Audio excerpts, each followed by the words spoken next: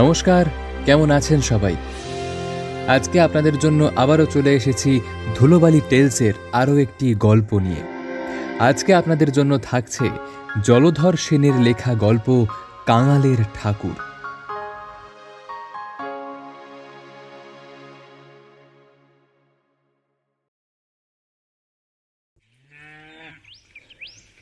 জ্যৈষ্ঠ মাসের মাঝামাঝি সময়ে একজন জগন্নাথ দেবের পাণ্ডা আমাদের গ্রামে আসিয়া উপস্থিত হইলেন। আমাদের সোনাপুর গ্রামখানি খুব বড় নহে, বড় মানুষের বাসও তেমন বেশি নহে। প্রায় সকলেই আমাদেরই মতো সামান্য অবস্থার গৃহস্থ। তাই প্রতি বৎসরই পাণ্ডা ঠাকুরের শুভাগমন হয় না। জগন্নাথ দর্শনার্থী যাত্রী বছরে বছরেই পাওয়া যায় না। ২-৪ বৎসর অন্তর পাণ্ডা ঠাকুর আসেন এবং যেমন করিয়াই হোক ১০-২০ জন যাত্রী লইয়া যান। আমি যেবারের কথা বলিতেছি তাহার পূর্ব বৎসর আমার পিতা ঠাকুর স্বর্গারোহণ করেন। আমার পিতৃব্য শ্রীযুক্ত দয়ালচন্দ্র দে মহাশয় আমার মাতা ঠাকুরানীর তখন অভিভাবক। পিতা ঠাকুর বর্তমানেই কাকা পৃথক হন, বাড়িও পৃথক করেন। আমরা জাতিতে সুবর্ণ বণিক। পূর্বে পিতা ঠাকুর ও কাকা মহাশয় যখন একান্নভুক্ত ছিলেন তখন আমাদের একখানি বেনে মশলার দোকান ছিল। পৃথক হইবার পর পিতা একখানি নূতন দোকান করেন। পূর্বের দোকানখানি কাকাকেই দান করেন। পিতার মৃত্যু সময় আমার বয়স ১৩ বৎসর। সে সময় আমি কি আর নিজে দোকান চালাইতে পারি? তাই আমার এক মামাতো ভাই দোকানের ভার গ্রহণ করেন। গিরিশদাদা ও আমি দুজনে দোকানের কাজকর্ম করি। গিরিশদাদা মাসে ১৪ টাকা পান আর আমাদের বাড়িতেই থাকেন। এই খরচ বাদে যাহা লাভ হয় তাহাতে আমাদের মাতা পুত্রের সংসার একরকম চলিয়া যায়। দিদির বিবাহ বাবাই দিয়া যান। দিদির অবস্থা ভালো। সংক্ষেপে এই আমাদের সাংসারিক অবস্থা। জগন্নাথের পাণ্ডা ঠাকুর গ্রামে আসিয়া বাড়ি বাড়ি ঘুরিয়া যাত্রী সংগ্রহ করিতে লাগিলেন। আমার কাকা জগন্নাথ দর্শনে যাইবেন স্থির করিলেন। মা কি এমন সুযোগ ত্যাগ করিতে পারেন? তিনি কাকাকে ধরিয়া বসিলেন যে তাহাকেও সঙ্গে লইতে হইবে। কাকারা তাহাতে আপত্তি কি? তিনি জানিতেন মায়ের তীর্থভ্রমণের ব্যয়ভার তাহাকে বহন করিতে হইবে না, সুতরাং তিনি সম্মত হইলেন। কিন্তু গোলযোগ বাঁধিল আমাকে লইয়া। আমি বলিলাম, মা, আমিও তোমার সঙ্গে যাব। কাকার তাহাতে আপত্তি, মায়েরও আপত্তি। আমি ছেলে মানুষ, জগন্নাথের পথ বড় খারাপ, নানান বিপদের সম্ভাবনা। ১ মাসের পথ হাঁটিতে হয়, রাস্তায় চোর ডাকাত আছে, যাত্রীদের প্রায়ই নানান পীড়া হয়, অনেকে তো প্রাণ ত্যাগ করে। এ অবস্থায় আমার মতো ছেলে মানুষকে কিছুতেই সঙ্গে লইয়া যাইতে পারা যায় না। আমি যদি সঙ্গে যাইতে চাই তাহা হইলে কাকা মাকে লইয়া যাইতে পারিবেন না, স্পষ্ট জবাব দিলেন। মা আমাকে অনেক কষ্টে বুঝাইলেন, কিন্তু আমি কাঁদিয়া আকুল হইলাম। অবশেষে মা বলিলেন, তাহলে আমার অদ্দেষ্টে আর জগন্নাথ দর্শন নেই। যাক, আমি আর যাব না। পাপীর কি অমন ভাগ্য হয়? তিনি দীর্ঘ নিঃশ্বাস ত্যাগ করিয়া তীর্থযাত্রার বাসনা ত্যাগ করিতে উদ্যত হইলেন। লেখাপড়া অতি সামান্যই শিখিয়াছিলাম। বেনের ছেলে একটু লিখিতে পড়িতে পারিলে এবং হিসেবপত্র ঠিকঠাক করিতে পারিলেই যথেষ্ট। তাই বাবা আমাকে স্কুলে দেন নাই। পাঠশালার বিদ্যা কথঞ্চিত আয়ত্ত করিয়াই ১২ বৎসর বয়সে আমি দোকানে যাইতে আরম্ভ করি। সে ভালোই হইয়াছিল, নতুবা তাহার ১ বৎসর পরেই যখন বাবা মারা গেলেন তখন যদি আমি দোকানের কাজ মোটেই না জানিতাম তাহলে বড়ই বিপদ হইত। তা লেখাপড়া জানি আর নাই জানি, বিদ্যা নাই থাকুক। মায়ের দীর্ঘ নিঃশ্বাস আমার সেই ১৪ বৎসর বয়সেই বুকে বড় বাজিল।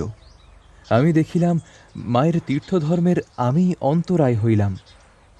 তখন আর নিজের কথা ভাবিলাম না, মায়ের তীর্থধর্মে বাধা দিব না এই কথা আমার মনে হইল।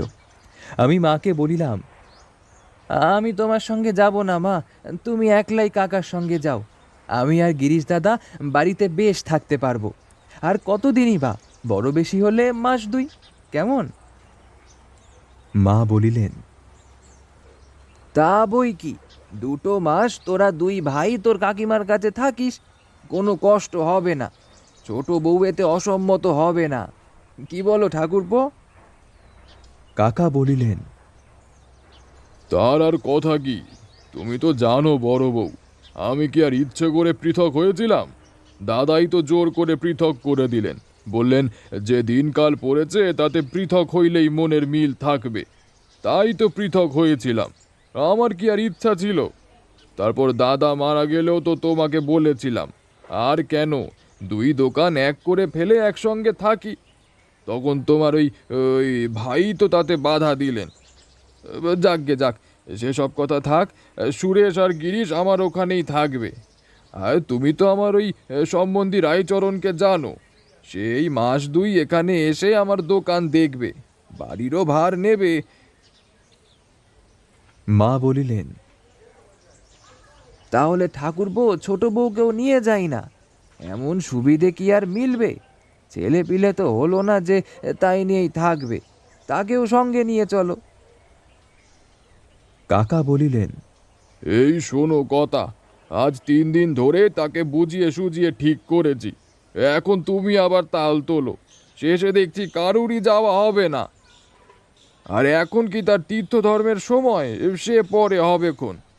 তুমি আর গোল তুলো না বড় বউ। সুরেশ বাড়ি রইল, তাকে দেখবে কে? সে কথা ঠিকই বলেছ ঠাকুরপো, আর তার হাতে ছেলেকে সমর্পণ করে দিয়েই তো আমি যাব। না না, সে থাক, বেঁচে থাক বাবা, তোমার লক্ষ্মী শ্রী বারুক, সে কত তীর্থধর্ম করতে পারবে। দোসরা আষাঢ় শুভ দিনে গ্রামের আরও ৮-১০ জন ছেলে পুরুষের সঙ্গে কাকা ও মা জগন্নাথ দর্শনে যাত্রা করিলেন। এখনকার মতো সে সময় রেল হয় নাই। তখন আমাদের গ্রাম থেকে হেঁটে গিয়ে রেলে কলিকাতায় যেতে হতো। সেখান থেকে নৌকায় উঠে উলুবেড়ে। তারপর যাদের অবস্থা ভালো নয় তারা সারা পথ হেঁটে যেত। পথে চটিতে থাকতে হতো। রাস্তা কি কম? পান্না ঠাকুর গল্প করত, সে দেশে আমাদের দেশের মতন ক্রোশ নয়, ডাল ভাঙা ক্রোশ। রাস্তার কোনো স্থানের গাছ থেকে একটা ডাল ভেঙে নিয়ে পথ হাঁটতে হাঁটতে যখন ডালের পাতাগুলো শুকিয়ে যেত, তখন 1 ক্রোশ পথ চলা হতো। তাই তখন লোকে বলতো, বাবা জগন্নাথের কথা যেন মনে হয়, পথের কথা মনে না হয়। এই রকম কত কথাই যে সে সময় শুনেছিলাম, তার সব কি আর মনে আছে? মা চলে যাবার পর প্রথম প্রথম প্রতিদিনই তার কথা মনে হতো। গিরিশ দাদার সঙ্গে মায়ের কথাই হতো। দোকান বন্ধ করে যখন কাকার বাড়িতে রাত্রিতে আহার করতে যেতাম, তখন কাকিমার কাছে বসে মায়ের কথাই বলতাম। একদিন কাকিমা বললেন, দেখ সুরেশ, তুই যে রোজই কেবল মায়ের কথা বলিস, তাতে তার তীর্থধর্ম হবে না। এত কষ্ট করে জগন্নাথে গিয়েও দিদি ঠাকুরের দর্শন পাবেন না। আমি বললাম, ঠাকুরের দর্শন পাবেন না কেন? আমরা এখানে বসে কথা বলছি, তাতে কি দোষ হচ্ছে? কাকিমা বললেন, ওরে হাবা ছেলে, তুই যখন এখানে বসে তোর মায়ের কথা ভাবিস, তখন তিনি যেখানেই থাকুক সেইখানেই তখন তার তোর কথা মনে হয়। শুনেছি অদেষ্টে নেই নিজের কথা বলতে পারি নে। শুনেছি ছেলে কাঁদলে কি ছেলের কষ্ট হলে যত দূরেই হোক না কেন, মায়ের প্রাণ অমনি কেঁদে ওঠে। ও নারীর বাঁধন বড় শক্ত বাঁধন রে। তুই যদি এখানে বসে তোর মায়ের জন্য এখন কাঁদিস, তাহলে সেই পুরীর পথে চটিতে বসে এই এখনই তোর মায়ের প্রাণ কেঁদে উঠবেই। তার মনে তোর কথা জাগবেই। তাহলে তার আর জগন্নাথ দর্শন হবে না। আমি বললাম, সে কি করে হবে কাকিমা? কাকিমা বললেন, তাই হয় রে বাবা, তাই হয়। তুই তার কথা যখন তখন ভাবলে তাকেও তোর কথা ভাবতেই হবে। তার ফল কি হবে শুনবি? আমার বাপের বাড়ির গাঁয়ে একজন বিধবা, এই তোর মায়ের মতো, একবার তোরই মতো কি তোর চাইতে একটু ছোট একটি ছেলেকে বাড়িতে রেখে জগন্নাথে গিয়েছিল। বিধবা সারা পথ শুধু ছেলের কথাই ভাবতো, ছেলের কথাই বলতো। এই আমার খোকা এখন ভাত খাচ্ছে, এই আমার খোকা এখন হয়তো খেলা করছে, এই আমার খোকা বুঝি কাঁদছে, এই আমার খোকা বুঝি খিদে পেয়েছে। হতভাগী সারাটা পথ শুধু এই করেই গিয়েছিল। সাথী যারা ছিল তারা কত নিষেধ করত, বলতো খোকার মা, খোকার কথা ভেবো না, জগন্নাথ দেবের কথা ভাবো। সে কিন্তু তা পারত না, তার মন পড়েছিল যে খোকার কাছে। তারপর কি হলো শুনবি? পুরীতে পৌঁছে যখন তারা ধুলো পায়ে জগন্নাথ দর্শন করতে মন্দিরে গেল, তখন আর সকলে ঠাকুরের চাঁদ মুখ বেশ দেখতে পেলে, কিন্তু এই হতভাগী খোকার মা বলতে লাগলো কি, কই, মন্দিরের মধ্যে তো জগন্নাথকে দেখতে পাইনে, ও যে আমার খোকার মুখ। 3 দিন উপরি উপরি দেখতে গেল, খোকার মুখ ভিন্ন আর কিছুই দেখতে পেলে না। রথে যখন ঠাকুরকে তোলা হলো তখনও দেখতে গেল, কিন্তু সে চাঁদ মুখ আর তার দর্শন হলো না। সে তার খোকার মুখই দেখলে, ঠাকুর তাকে দর্শনই দিলেন না। জগন্নাথ যে সে ঠাকুর নয় রে সুরেশ, তারই দিকে মন দিয়ে না গেলে তিনি দর্শন দেন না। আরও শুনবি, গল্প শুনেছি, এক বুড়ি একবার জগন্নাথে গিয়েছিল। যাবার সময় তার বাড়ির উঠোনে একটা সজনে গাছে ফুল ফুটতে দেখে গিয়েছিল। বুড়ি সারা পথ সেই সজনে ফুল আর খাড়ার কথাই ভাবতে ভাবতে গিয়েছিল। মন্দিরে গিয়ে সে নাকি সজনে খাড়াই দেখেছিল। জানিস, এই সব সত্যি কথা। তাই তোকে বলছি, তোর মায়ের জন্য অত কাতর হলে তোর মায়ের মনও তো তোর জন্য কাতর হবে। তখন তিনি মন্দিরে গিয়ে ঠাকুরের দর্শন পাবেন না, দেখবেন তোর মুখ। এত কষ্ট, এত খরচ সব বৃথা হয়ে যাবে। কাকিমার কথা শুনে মনে বড়ই ভয় হলো। তাহলে তো মায়ের কথা ভাবা ঠিক নয়, কিন্তু মন কি সে কথা বোঝে? সংসারে মা বিনা আমার আর কেউ নেই। এই 14 বছর তারই স্নেহধারায় যে আমি পুষ্ট বর্ধিত। আমার সেই স্নেহময়ী জননীর কথা যে সময় অসময় আমার মনেই হতে চায়, কোনো বাধা বিপত্তির কথা যে মনে থাকে না। 2-1 দিনের পথ হলেও তা না হয় মনকে প্রবোধ দিতে পারতাম, কিন্তু এ যে দীর্ঘ পথ, আর সে পথে কত বিপদ, কত কষ্ট। মা যে কোনোদিন এত কষ্ট সহ্য করেন নাই। পথে তার যদি অসুখ বিসুখ হয়, তাহলে তাহলে কে দেখবে তাকে? কাকা কি তেমন করে তার সেবা করবে? ডাক্তার কবিরাজ কি আর মিলবে? মা যদি মা যদি মারা যান? না না না, আমি আর আমি আর সে কথা ভাবতে পারি না যে। আমি তখন কাতর হয়ে জগন্নাথ দেবের কাছে প্রার্থনা করতাম, হে ঠাকুর, আমার মাকে ঘরে ফিরে এনে দাও। এ সংসারে মা ছাড়া আমার আর কেউ নেই ঠাকুর, কেউ নেই। কাকিমার সঙ্গে কথা হওয়ার পর মুখ ফুটে আর মায়ের কথা কাহাকেও বলতাম না। তার ফল এই হতো যে মনে সর্বদাই তার কথা উঠত। হাজার চেষ্টা করেও আত্মসংবরণ করতে পারতাম না। সেবার 24শে রথ, 24শে পর্যন্ত চুপ করেই ছিলাম। তারপর তো আর ভয় ছিল না। মায়ের জগন্নাথ দর্শন তো হয়ে গিয়েছে, এখন তো তিনি বাড়ি ফিরবেন। এখন আর তার কথা বললে তার ঠাকুর দর্শনে কোনো ব্যাঘাতি হবে না। তখন আমি দিন গুনতে আরম্ভ করলাম। 2রা তারিখে তারা বাড়ি থেকে বেরিয়েছেন, 20-এ 21-এ নিশ্চয়ই পুরীতে পৌঁছে গিয়েছেন। তাহলে যেতে লেগেছে 18 দিন, 24শে রথ হয়ে গেছে। তারা না হয় আরও 1 দিন কি 2 দিন সেখানেই বাস করবেন। তাহলে 26-এ নিতান্ত না হয় 27-এ নিশ্চয়ই তারা যাত্রা করছেন। সেই 27-এ থেকেই আমি দিন গুনতে আরম্ভ করে দিলাম।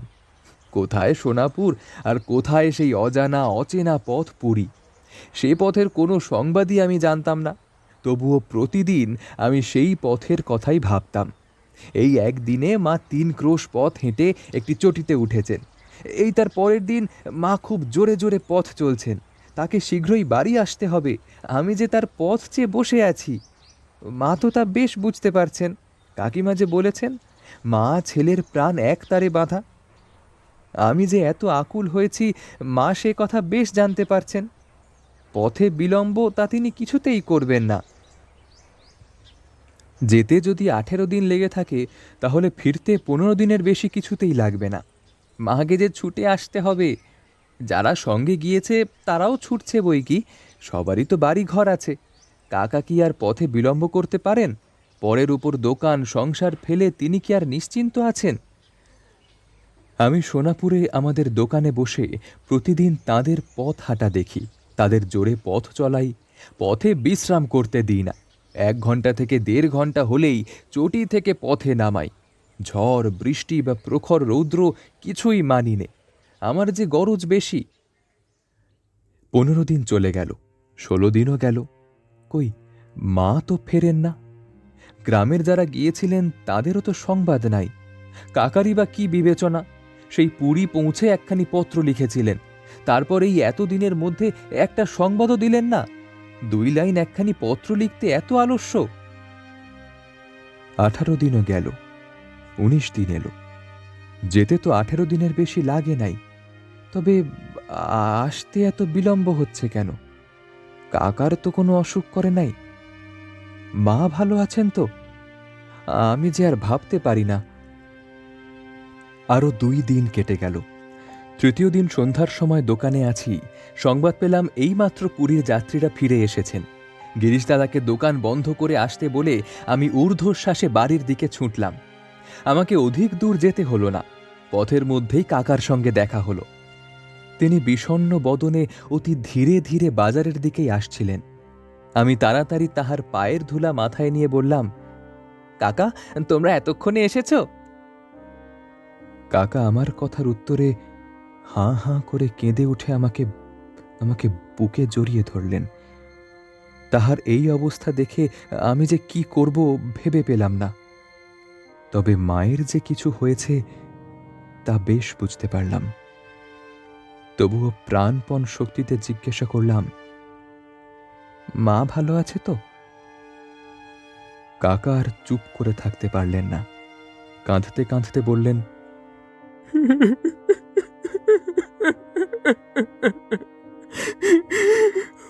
ওরে বাপ, বড় বউ, বড় বউ আমাদের ছেড়ে চলে গেছে, আমাদের ছেড়ে চলে গেছে রে।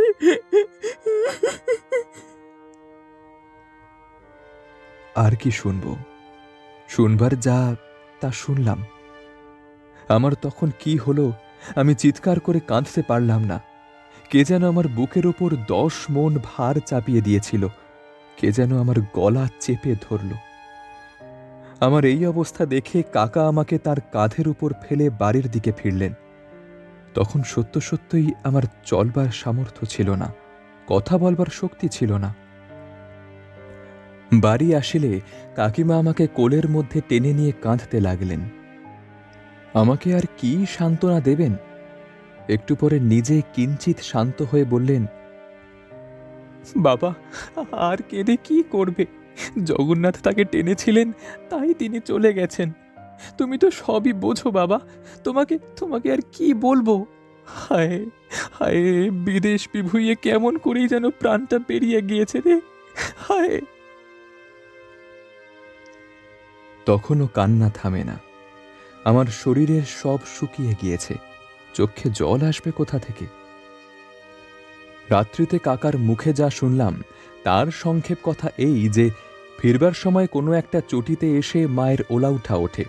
সেখানে আর ডাক্তার কবিরাজ কোথায় পাওয়া যাবে? চটিওয়ালা ঘর থেকে তাড়িয়ে দিতে চায়। সঙ্গীরা অন্য চটিতে চলে গেল। চটিওয়ালাকে বেশি পয়সা দিয়ে কাকা সারা রাত্রি মায়ের সেবা করলেন। কিছুতেই কিছু হলো না, একেবারে সাক্ষাৎ কাল এসে ধরেছিল। ভোরের বেলায় মার দেহত্যাগ হলে কাকা প্রায় 30 টাকা খরচা করে অনেক কষ্টে লোকজন ডেকে মায়ের সৎকার করেছিলেন। সঙ্গী যাত্রীরা ভোরেই সে চটি ছেড়ে এগিয়ে গিয়েছিল। কাকা অনেক কষ্টে এসে তাদের সঙ্গ পান। এ 7ই শ্রাবণের কথা। যেদিন কাকা বাড়ি এলেন সেদিন 15ই শ্রাবণ। 8 দিন হলো মা দেহত্যাগ করেছেন। সব মিটে গেল। বাবা গেলেন, মা ছিলেন, তিনিও গেলেন। 14 বছর বয়সে আমি একেবারে অনাথ হলাম। আপনার বলতে শুধু এক দিদি, সেও তো পরের ঘরে। কাকাই কর্তা হয়ে মায়ের শ্রাদ্ধের আয়োজন করতে লাগলেন।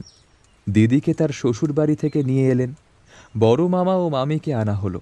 যেখানে যে কুটুম্ব ছিল সকলকেই সংবাদ দেওয়া হলো। এ যে আমার জীবনের শেষ কাজ। কাকা মায়ের শ্রাদ্ধের খরচপত্র একটু কম করতে চেয়েছিলেন, কিন্তু আমার ভগিনী ও ভগ্নিপতি তাতে সম্মত হলেন না। মায়ের বাক্সে কিছু টাকা পাওয়া গেল, কিন্তু সে খুব বেশি নয়, মোটে 800 টাকা। দিদি বললেন, 800 টাকা? সে হতেই পারে না।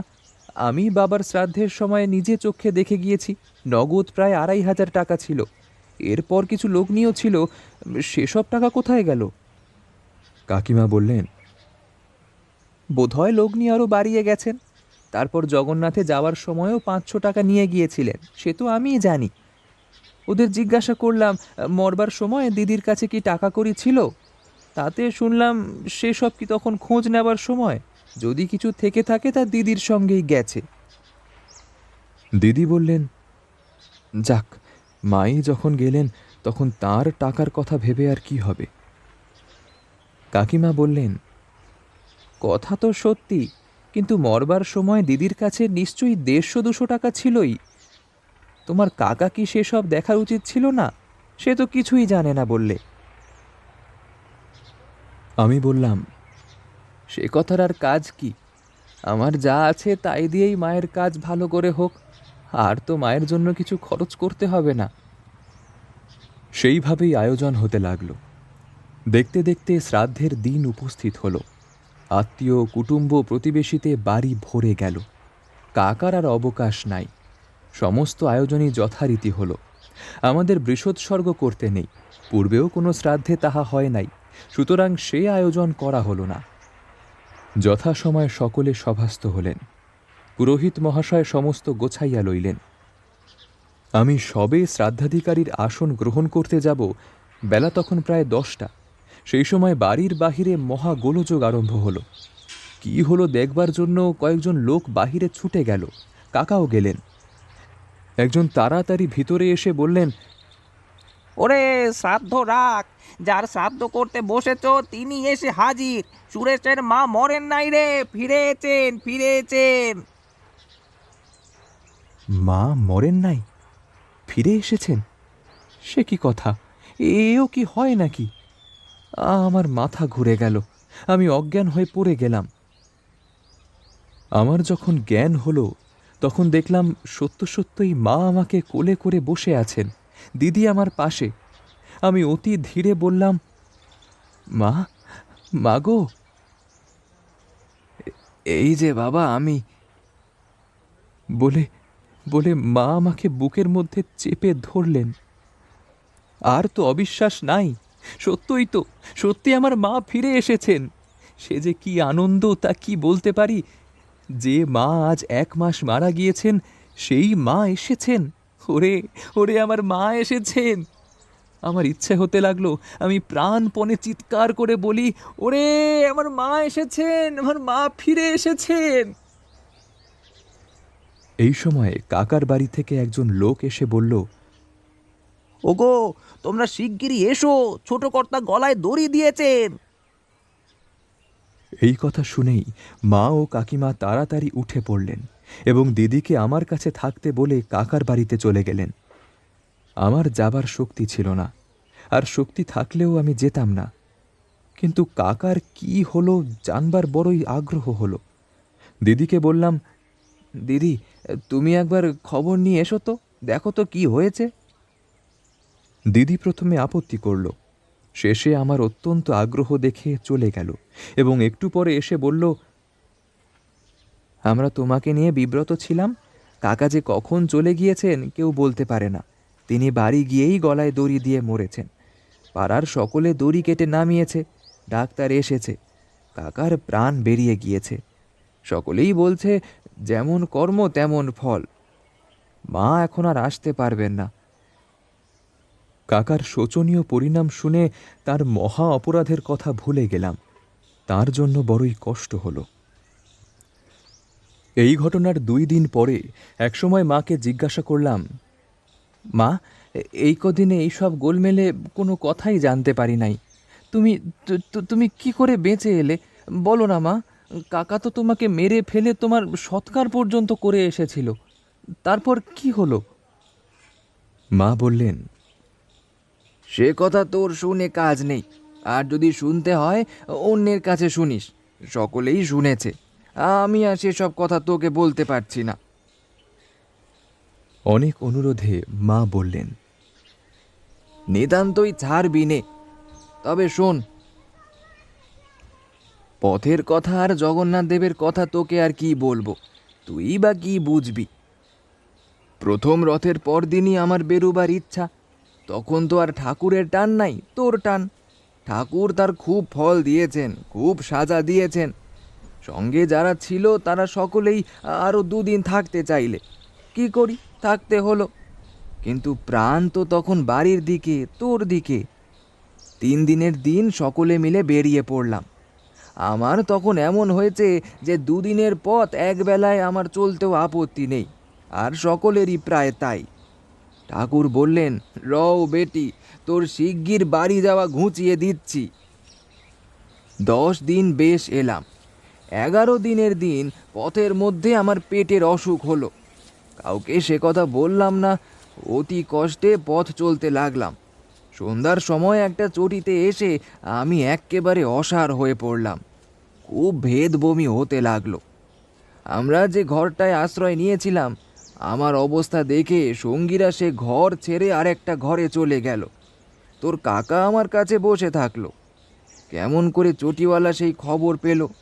আর যাবে কোথা, সে একেবারে একখানা লাঠি হাতে করে এসে বলল, এক্ষুনি বেরো, নইলে মেরে তাড়িয়ে দেব। ঠাকুরপো কত মিনতি করতে লাগলো, বেশি পয়সাও দিতে চাইলো, কিন্তু কিছুতেই রাজি হলো না। তখন আর কি আমার উঠবার শক্তি ছিল? অনেক কষ্টে বসে বসে কোনো রকমে বাইরে এলাম। এখন এই রাত্রে যাই কোথায়? নিকটেই একটা গাছ ছিল, তারই তলায় গিয়ে শুয়ে পড়লাম। ক্রমে আমার মনে হতে লাগলো আমার হাত পা যেন অবশ হয়ে আসছে। তখন আর কথা বলবার শক্তি নেই। আর তোর কাকা আমাকে সেই অবস্থায় একলা ফেলে চটিতে গেল। সেখানে কি হলো জানি নে। একটু পরেই দেখি সকলে চটি থেকে সেই রাত্রেই বেরিয়ে পড়ল। বুঝলাম আমাকে এই গাছতলায় একলা ফেলে রেখে সব সাথীরা পালাচ্ছে। তখনও কিন্তু মনে হয় নাই যে ঠাকুরপো চলে যাবে। সে কি কখনো হয়? একটু পরেই দেখি ঠাকুরপো আমার কাছে এলো। আমার মনে আশা হলো সে আমাকে এমনি করে ফেলে রেখে যাবে না। ঠাকুরপো এসে কি করলো শুনবি? সে এসে আমার নাকের কাছে হাত দিল, দেখলো আমি বেঁচে আছি কিনা।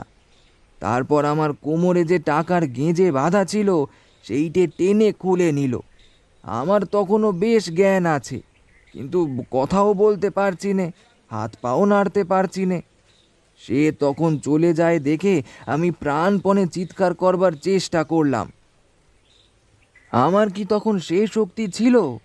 সেই অন্ধকার রাত্রিতে গাছতলায় আমাকে ফেলে সে সত্যিই তাড়াতাড়ি চলে গেল। আমার বুকের ভিতর তখন যে কি করে উঠল তা তোকে কি করে বুঝাবো বাবা। সে অবস্থা যেন অতি বড় শত্রুরেরও কখনো না হয়। তখন আমি সব ভুলে গেলাম, তোর মুখখানিও ভুলে গেলাম। ঘর সংসারের কথা তখন আমার মনেই এলো না। আমার মনে এলো বাবা জগন্নাথের কথা। আমি তখন মনে মনে তাকেই ডাকতে লাগলাম, তারই পায়ে মন ঢেলে দিলাম। ক্রমে ক্রমে আমার যেন কি হলো, আমার চোখের সম্মুখে সব আঁধার হয়ে আসতে লাগলো। কিন্তু মনের মধ্যে, ওরে আমার বুকের মধ্যে তখন দেখতে পেলাম ঠাকুরের সেই মুখখানি। তারপর কি হলো জানি নে। যখন আমার একটু জ্ঞান হলো, সে কতক্ষণ পরে তা কি করে বলবো। যখন একটু জ্ঞান হলো তখন যেন মনে হলো কে আমার গায়ে হাত বুলিয়ে দিচ্ছে। সে যে কি তা তোকে বলতে পারছি নে। আমার শরীর যেন সেই হাত লেগে সব শীতল করে দিচ্ছিল। চোখ আর চাইতে পারি নে। চোখের উপর যেন কে 10 মণ পাথর চাপা দিয়েছে বলে মনে হলো। অনেক চেষ্টা করে একবার চাইলাম, কি দেখলাম শুনবি বাপ আমার? মুখে যে সে কথা আসে না, কেমন করে সে তোকে বলবো আমি? আমি চেয়ে দেখলাম ঠাকুর, সত্যি ঠাকুর রে, সত্যি জগন্নাথ দেবের মুখ দেখলাম। তিনি আমার পাশে বসে রয়েছেন। তারই সেই চাঁদ মুখ দেখে আমি তো অবাক। একবার, শুধু একবার দেখা, তারপরেই আবার চোখ বন্ধ হয়ে গেল। আমি চিৎকার করে ডাকলাম, প্রভু দয়াল ঠাকুর, আমায় আর একবার চোখ খুলে দাও, আর একবার তোমার চাঁদ মুখখানি দেখতে দাও। তারপর আর আমি চোখ খুলব না, আমি কিছুই চাইব না। হায় রে হতভাগী, হায় রে আমার কপাল। ঠাকুরের আর দয়া হলো না, আমার চোখ আর খুলল না। কিন্তু তখনও সেই শীতল হাত আমার গায়ে রয়েছে। আমার তখন মুখ শুকিয়ে গিয়েছিল। আমি অতি ধীরে বললাম, একটু জল। সুরেশ, বাবা আমার, ভালো করে শোন। সত্যি আমার মুখে কে জল দিল, সে তো জল নয়, সে চরণামৃত। তেমন জল তো কখনো খাইনি। কি যে তার গন্ধ, আর কি যে তার স্বাদ! সে অমৃত রে বাপ, সে অমৃত। আমার সকল জ্বালা যন্ত্রণা যেন দূর হয়ে গেল। এ স্বপ্ন নয় বাবা, সত্যি কথা। আমার শরীর যেন জুড়িয়ে গেল, আমার রোগ যেন কোথায় পালিয়ে গেল। যাকে সন্ধ্যার পর সকলে মরা মনে করে ফেলে গিয়েছিল, সে সে ভালো হয়ে গেল। হঠাৎ গাছের উপর একটা পাখি ডেকে উঠল। সেই ডাকে আমার বুকে যেন বল এলো। আমার চোখ খুলে গেল। আমি চেয়ে দেখি ভোর হয়ে গেছে। পথ দিয়ে যাত্রীরা সব যাচ্ছে। কিছুক্ষণ আমার কাছে তো কেউ নেই, সেই গাছপালাতে একলা শুয়ে আছি। শরীরে কোনো যন্ত্রণা নেই। রাত্রে যে মরতে বসেছিলাম, তখন কোনো বোধই হলো না। আমার যে অসুখ হয়েছিল তার চিহ্ন মাত্র নেই। আমি তখন উঠে বসে হাত জোর করে ঠাকুরকেই ডাকতে লাগলাম, প্রভু, কাঙালের ঠাকুর, এত দয়া তোমার এই অভাগীর উপর। বাবা, তোর মা কত ভাগ্যবতী, তোর মায়ের সব আশা পূর্ণ হয়েছে বাপ। আমার আমার মতো মহাপাপী ঠাকুরের চরণামৃত পেয়েছিল, তাই বেঁচে গেছে। তারপর আর কি, সঙ্গে পয়সা ছিল না, তাতে কি? যাবার সময় এত পয়সা থাকতেও এক একদিন খেতে পাইনি। কিন্তু যখন একটা পয়সাও নেই, তখন দয়াল ঠাকুর আমার জন্য আগে হতেই সব ঠিক করে রেখে দিতেন। সব ঠিক। পথে যেখানে গিয়েছি কাউকে বলতে হয় নাই, আমাকে ডেকে ডেকে খেতে দিয়েছে। এ যে তারই খেলা রে বাপ আমার। উলুবেড়ের নৌকায় মাঝি আমাকে নিয়ে এলো, পয়সা নিল না। বলল, তোমার কাছে তো কিছুই নেই বলে মনে হচ্ছে, তোমাকে ভাড়া দিতে হবে না। কে তাকে এ কথা বলে দিল? কলকাতায় এসে শিয়ালদা স্টেশনের এক পাশে বসে আছি। একটি বাবু এসে বলল, মা, তুমি কোথায় যাবে? আমি গ্রামের নাম বললাম। সে বলল, এখানে বসে কেন, টিকিট কিনলে না? আমি কোনো উত্তর দিলাম না। বাবুটি কি ভেবে চলে গেল। একটু পরে এসে আমাকে একখানি টিকিট দিয়ে বলল, এসো মা, তোমাকে গাড়িতে তুলে দিচ্ছি। এ সব তারই খেলা রে, তারই খেলা। পথে যারা খেতে দিয়েছিল, উলুবেড়ের সেই নৌকার মাঝি আর স্টেশনের সেই বাবু, এরা সব আমার সেই কাঙালের ঠাকুর। ঠাকুরই এইসব বেশ ধরে আমাকে তোর কাছে এনে দিয়ে গেলেন। বাবা, একটা কথা তোকে বলি, কোনোদিন মানুষের দিকে চাসনি। যখন বিপদে পড়বি, আমার সেই কাঙালের ঠাকুরকে ডাকিস, তোর কোনো অভাব থাকবে না রে বাবা। আজ তোকে আমার ঠাকুরের চরণে নিবেদন করে দিই। এই বলিয়া মা আমাকে বুকের মধ্যে জড়াইয়া ধরিলেন। আমার বেশ মনে হইল কোনো এক দেবতা আমাকে বুকে করে নিলেন। মায়ের রথযাত্রার ফলে আমার জীবনযাত্রার পথ ঠিক হয়ে গেল। সেই 14 বছর বয়সেই আমি পথ পেয়েছিলাম। সে কথা আজ নয়, আর একদিন হবে। শেষ হলো জলধর সেনের লেখা গল্প কাঙালের ঠাকুর। আজকের মতো এখানেই ইতি। দেখা হবে আবার পরের সপ্তাহে আরেকটি নতুন গল্প নিয়ে। সঙ্গে থাকুন ধুলোবাড়ি টেলসের, এবং এখনও যারা সাবস্ক্রাইব করেননি অবশ্যই সাবস্ক্রাইব বাটনটি প্রেস করে দিন এবং বেল আইকনটি অবশ্যই প্রেস করে দেবেন, যাতে আমরা যখনই কোনো ভিডিও দিই, কোনো নতুন গল্প আসুক, আপনারা সঙ্গে সঙ্গে তার নোটিফিকেশন পেয়ে যাবেন। ভালো থাকবেন।